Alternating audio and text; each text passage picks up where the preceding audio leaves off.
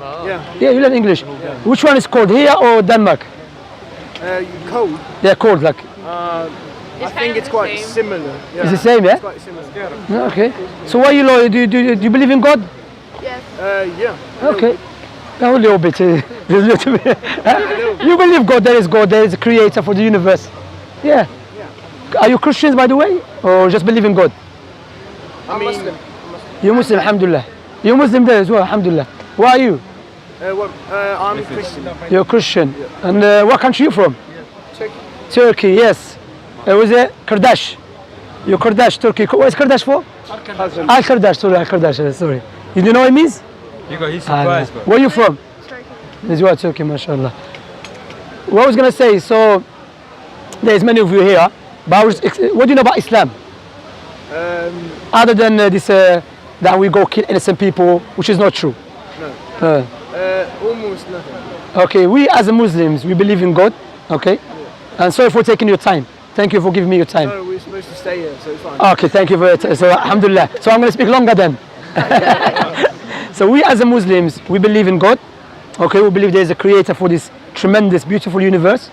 And we believe based upon the creator's mercy and justice and wisdom, he chose people amongst us to teach us our purpose of life.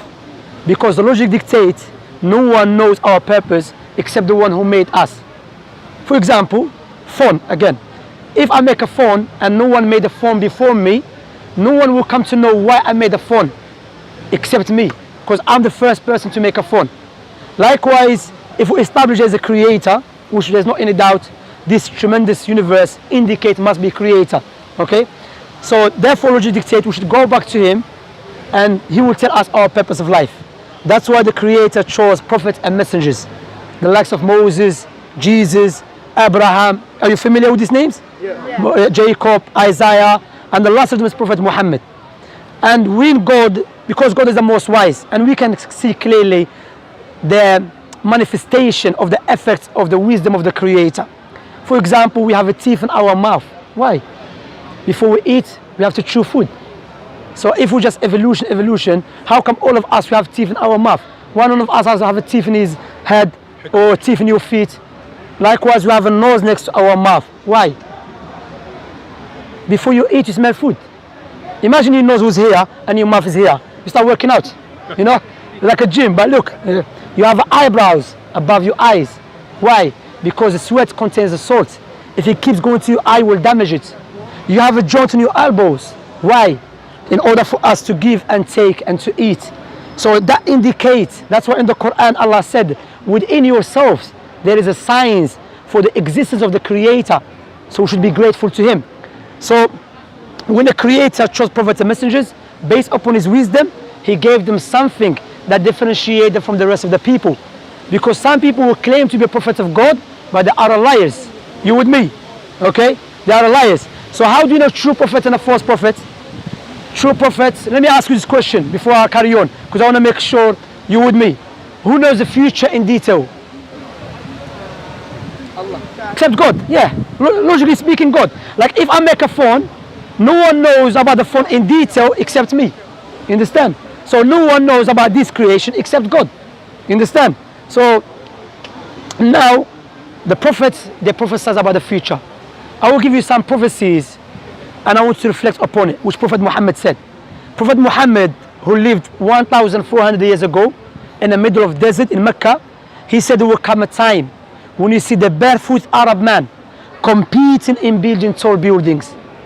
What you have to understand, when the Prophet Muhammad mentioned that, alayhi salatu wasalam, the Arabs were not known to build tall buildings. Those who were known during those days, the Persians, the Romans, the Egyptians, the Greeks. Let me ask you this question. Where is the tallest building in the world? Dubai. Dubai 50 years ago was a pure desert, let alone 1,400 years ago. So how a man that lived 1,400 years ago knew about something precisely, specifically, detailed? Another one, Prophet Muhammad said there will come a time when the Arabs stop using the camels as a riding beast and they will use something as a box. Listen to this carefully. Something as a box that will carry them from their houses to the mosque with their wives. The question you ask yourself, we know the camels to the Arab man It's like his wife, you know, like family. That's what they use all the time. But we know now, if you go to the Arab world, what they use? Cars. And the Prophet Muhammad, what he said? Like a box. So how he knew that? For example as well, let me give you this example. Do you know the Quran? The book, the holy book of the Muslims. The holy book of the Muslims, Allah mentioned in the Quran 1,400 years ago that this book, Allah revealed it in the way will be easy for the people to memorize it. This question I will ask you, is there any book that you know, the size of the holy book for the Muslims, it has been memorized by 100 million of people? Do you know any book like that? Word for word, letter for letter? No, except the Quran. Imagine, even Denmark, you have Muslims there. You know, Somalians love Somalians there, mashallah. And Somalians, they're known to memorize the Quran. Allah Mabarak, may Allah bless them. So word for word, in Africa, in Europe, in America, Muslims memorize the Quran word for word, letter for letter. If Prophet Muhammad was the first prophet, how was he able to say the book that I came with will be memorized by everyone? That speech is a speech of the Creator who knows about his creation. Make sense? Okay, now let me ask you. Imagine I give you £2 million as a gift. What would you say to me at least? Thank you. Thank you. £2 million is a big money. You go to Denmark, you live a nice life. Nice house, nice car, nice wife, okay? Or nice husband, okay? There's a woman here as well, okay? Now I will give you £2 million on a condition, give me your 2 eyes. Would you do that? No, go. Why? Because your eyes are more valuable than £2 million. So why don't we be grateful to the one who gave us eyes for free? See, that's what Allah said in the Quran. If you try to count Allah's blessings upon you, you will never be able to do so. If someone come with a gun try to kill us, we will do anything to save our life because our life is so dear to us. So why we are not grateful to God? And all of us here, we should be grateful to God, correct? But the second question comes in, if you want to buy a gift for your mother, would you buy a gift that you love or your mother love? Your mother love. If you want to buy a gift for your mother, you have to ask her what she loves, correct? Likewise, if you want to be grateful and worship the Creator, you should worship Him the way He loves, not the way we love. Why? Because the way we love is subjective. The way He loves is objective. That's what Islam is based upon. When a person, because Islam, not like Christianity, Islam came for everyone. Prophet Muhammad was the last prophet who came for everyone. There were Muslims from even the time of Prophet Muhammad, there were Muslims from the Romans and the Byzantine. The Islam means that I testify that no one worthy of worship except God alone, Allah. And Muhammad is the messenger. What you have to understand, how old are you by the way? All of you 15, 16, unless, okay? All you have to understand, this life is very short. Regardless how old you are, one day you have to live this life. And we're going to die. And you'll be inside the grave by yourself. All of you friends here, they're not going to come with you inside the grave. All of us, I'm going to be inside the grave by myself. So we have to prepare ourselves for that day. That's why in Islam we believe Allah will not punish anyone until the proof has become clear to them.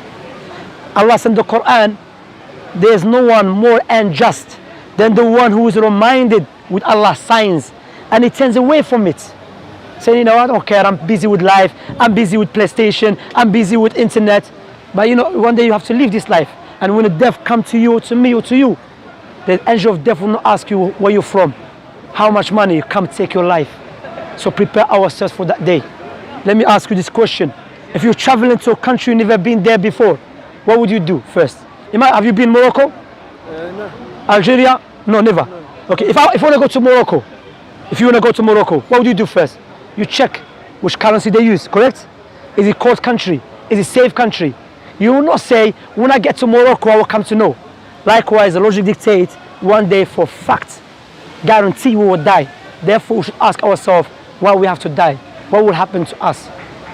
You never knew that you're going to meet us today. And look, by the decree of Allah, you meet us. So think about it. Don't let other people divert you from the truth because you'll be inside the grave by yourself. What I said so far, does it make sense? Is it clear? So why don't you become Muslims then? Watch out, they're going to convert you. We're not gonna put a knife. We're not gonna put. Keep your minds open. Huh? I'm listening from the back. Yeah, let's say, of course. Who said he's gonna close his mind? The fact, alhamdulillah, is we don't force no one. What you have to understand. What's your name? Magnus. My name's Shemsy. What you have to understand. What I just did. I used intellectual proofs, which is based upon the prophetic tradition and the Islamic sources, and I gave it to you, and you agreed with it. But now it's up to you to accept or to reject. I can't force you. But remember, what you can do is, well, you can go back and think about it. Read about Islam, you know, and you can watch videos. And remember, your friends and you, remember, as I have mentioned, all of you here, you're going to be by yourself in the grave. So if you are happy to accept the truth, to become Muslim, and you have Muslim friends here, then alhamdulillah, become Muslim. When you become Muslim, you don't have to fly. You don't have to go inside the ground, no. There's two testimony which is change your life. Now you know what is your purpose of life. Our purpose of life, not just to walk around or to smoke drugs or to just waste our time. No, there's a purpose for this life. Your kidney has a purpose. Your eyes has a purpose. Your nose has a purpose. What about you as a whole? Make sense? Clear? Alhamdulillah. So if you want to become Muslim, you know, you are more than welcome. Prophet Muhammad said, if a person become a Muslim, all his sins forgiven. And a Muslim, by the way, doesn't mean you're Arab. Okay? Because there's more Muslims who are non-Arabs than Arabs. You know? Muslim mean to submit yourself to God. Because I believe if I was alive at the time of Jesus, the only way to get to God by following Jesus' teaching. Because Jesus was the way to God. Before Jesus was Moses. Now the last prophet is Muhammad, who I just showed you with the clear proofs that this man must be a prophet of God. The fact that prophesies about many things, and the book he came with, which is a guidance for mankind. Do you have any questions? You can feel free. No. You sure? Nice speaking to you. It was nice speaking to you as well. Okay, do you have any leaflet that we can give them, we share with them? No. Anyway, you can check our channel. By the way, this will be like in DUS Da'wah channel. So you can check it. We're not going to edit nothing. Okay, DUS Da'wah. Even the other brothers recording as well on YouTube. So you can have many videos of mine there, teaching the people about Islam. And you give them Da'wah as well. What? You don't know even Da'wah, miskin.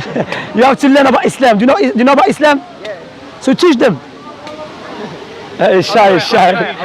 What's your name? Serka, mashallah, mashallah. So when you're not going back? Sorry? When you're not going back to Denmark? Yeah. When? Oh, when? Tuesday. 1st of October. The 1st of October, yeah? Okay, good. So, it's very nice talking to you. You too. And thank you for giving me your time. And as I've mentioned, hopefully we'll see you soon. Maybe we'll see you another time. Maybe I'm going to come to Denmark. We never know. Maybe I'll come. Huh? Inshallah, we go there. All right? But if anyone wants to accept Islam, you're more than welcome. If it makes sense. You want to become Muslim? I think I'm not like I'm not like religion.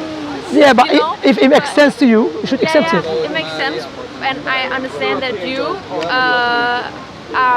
Sorry, I'm bad at English. No problem. I understand you, but I think that people should do what makes them happy. Correct. And I'm not saying that it won't make me happy, but I'm happy The way you are. Yeah. But what you have to understand, happiness is not because you eat or you smile. The true happiness when you are grateful to your God. But you've been inspiring me.